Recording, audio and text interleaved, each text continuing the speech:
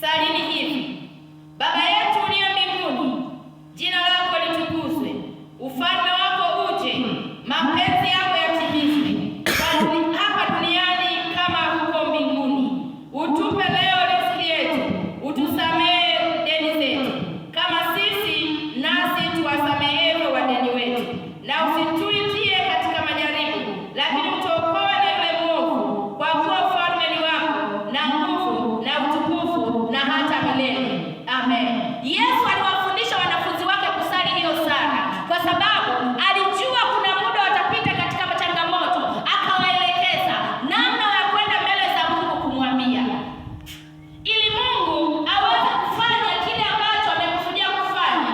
Ikiwa ni mapenzi ya Mungu, basi aendelee, lakini Mungu atafute njia ya kuweza kukuepushia. Bwana Yesu asifiwe sana.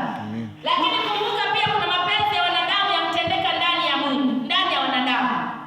Kwa hiyo utakapokwenda mbele za Mungu, kama ni mapenzi ya wanadamu yameruhusiwa kutendeka kwako, Mungu atakuepushia na atakuelekeza kabisa kwamba huu mkono si mkono wangu, bali ni mkono wa wanadamu. Lakini fanya hivi ili mkono wa wanadamu uweze kuepukana na maisha yako.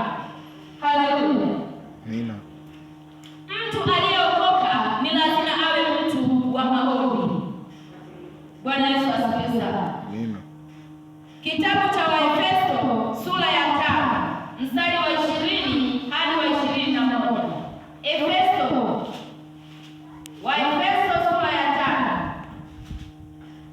sura ya 5 mstari wa 20 hadi wa 21. Haleluya. Amina. Neno la Mungu linasema, na kumshukuru Mungu Baba siku zote Bwana wetu Yesu Kristo, hali mnanyenyekeana katika kicho cha Kristo. Mshukuru Mungu. Mtu aliyeokoka anatakiwa awe na shukrani mbele za Mungu. Bwana Yesu asifiwe sana. Amina.